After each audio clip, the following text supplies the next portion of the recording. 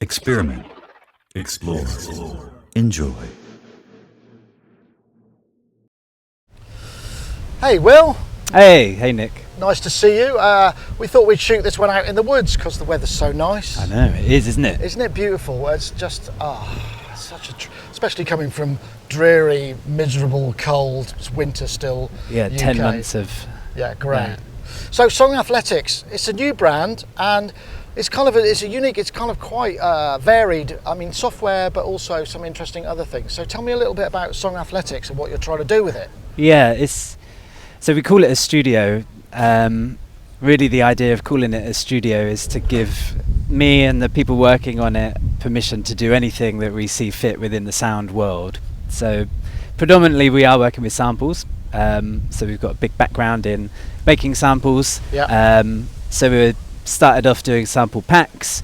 We're also working on more multi-sample libraries. So we're working Because you did the piano as well, didn't you? That's right, yeah. So we're working with Max Richter on a project called SRM Sounds. So we're helping him to create all of his instruments that he's interested in.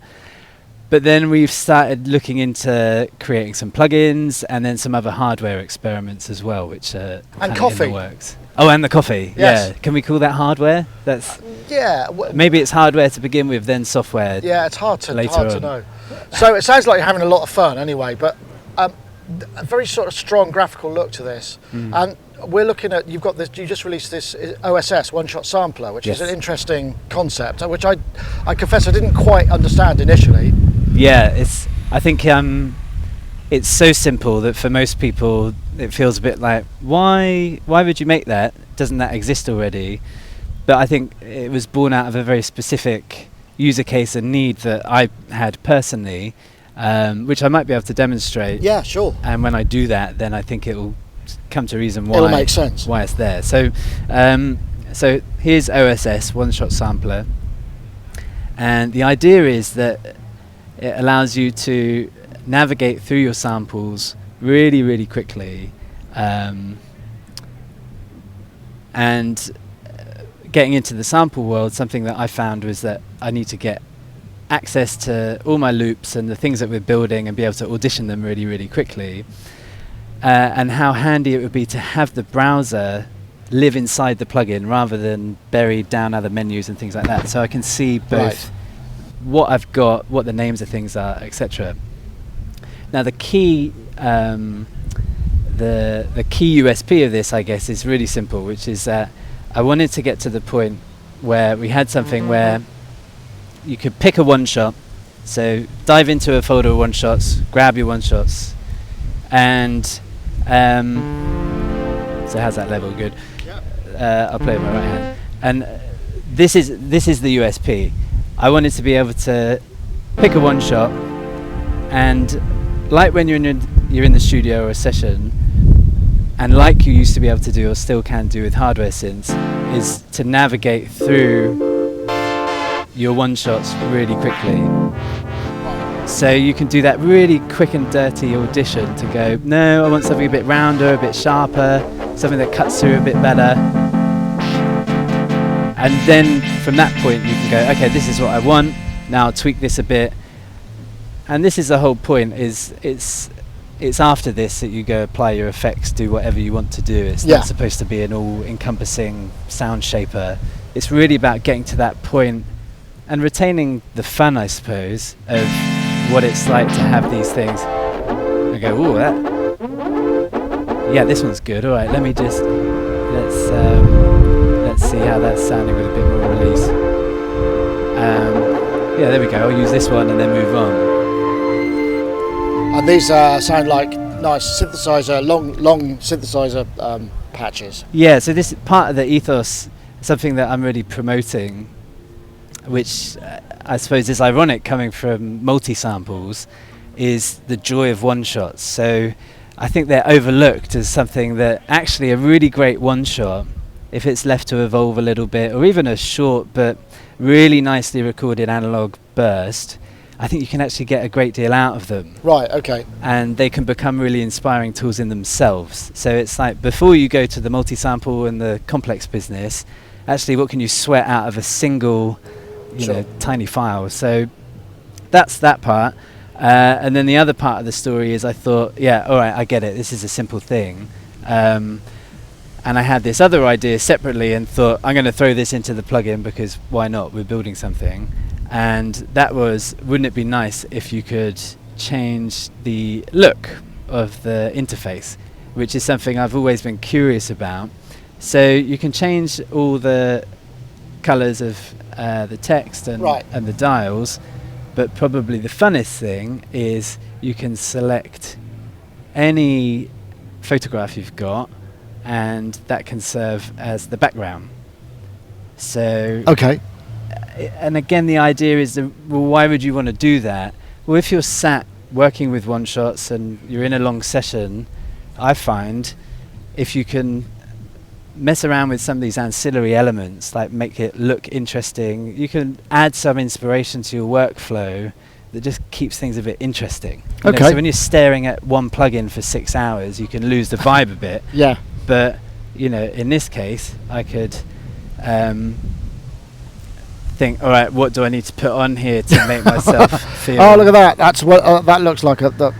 I almost look moody, but I actually look just a bit of a brat. But thank you. Yeah. I appreciate the effort. Yeah, it's this is, so you know, this will take me into a Presumably certain this will be zone. pulse width modulation samples. Exactly. Obviously. Yeah. Where Okay. I feel like I need to channel that the inner advanced modularist inside me. Then I pull that up. But that's basically it in a nutshell. So what? Yeah, but what can you do with the sounds once they're in there? I'm just looking at. So you can adjust the start, the gain, the tack release. So it's fairly just sort of basic, really basic. enveloping stuff, right? Yeah, Okay. it stops there, and it's really about this and the interaction with this and finding the sound you want. So that's it. And did I notice when you were browsing sounds, does it re-trigger when you select a new one, or were you replaying it? I didn't notice. No, so it's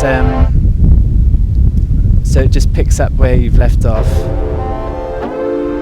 Oh no, you're right. Yeah, it does. So it re-triggers, so you don't have to. Right. Okay, got you. Yeah. Can you automate? Can you access the up and down arrows and the sample selection? This is the question that has been asked a bunch of times since we released it, and I agree. I think that's an amazing thing to do. So we're gonna have a look at doing that. You can't now, but yeah, the idea that you could have that automated, is a great thing. So we're going to look at that. So apologies for the wind. It's a very windy day, but it's quite welcome because it's ever so hot. Yeah. So I mean, I guess the idea of this is it's more of a sort of utility. You know, you're not kind of aiming at kind of setting the world on fire with the latest synth engine or whatever. This is just part of a suite of things that you do. Because I noticed your sample packs and your things, they're small, they're modest, they're kind of vibey rather than multi-gigabyte, right? Yeah, this is.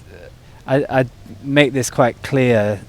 And it stems from me. I'm not a kind of technical specialist, so when it comes to designing products or thinking about samples, I'm not thinking about features and extension of features and complex functions on those things. I'm thinking about great artistry, how to record people very well, how to capture a moment if it's samples.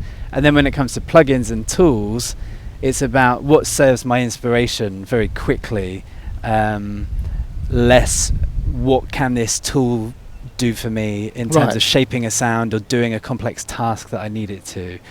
It's all about so where do you think this is going to lead? I mean, because obviously this is your first software, dedicated software piece of software. I mean, inevitably there's feature creep. There's things that get added. There must be a list. I mean, where are you thinking of taking the Song Athletics? Kind of what direction are you going in? Yeah. So we're just designing the next plugin now, and that is another relatively simple utility tool, but a bit more fun and a bit more, I suppose, landing in the space that the people here who have got modular and things like that enjoy. So a bit more sound shaping control, but ultimately it's still supposed to be fast. All of the things that I think we create are supposed to lend towards a fast workflow. Frictionless is so you can really just get cooking really quick, and it's not about deep menu diving and kind of 7 hours to tune one sound. It's actually, okay, I've got an artist in or a vocalist for an hour before they need to go to something. How do we get very quickly to creating something that everybody's moving to? And I suppose you put the time in making those samples, you know, Yeah. this is the prep work that you would do Exactly, initially. yeah. So it's like think of it like good ingredients, really, really, really good ingredients, so that you can throw it in a pan quickly and it should taste pretty good. Okay, interesting. If that's a Sort of fair analogy. the Italian cooking of Exactly. right, Yeah. okay. Yeah, whereas, you know, other people are doing much more, and respectfully, either very complex things or stuff that doesn't taste very nice, fast food. Right. What we're doing is really great wholesome ingredients so that you can pull those together, and whether it's quick or you spend a bit more time on it, the outcome should be really good. Okay, so people can find out more about your stuff at, is it songathletics.com? .com, yeah. Excellent. Will, thank you ever so much. Thank you very much, Nick. Take care.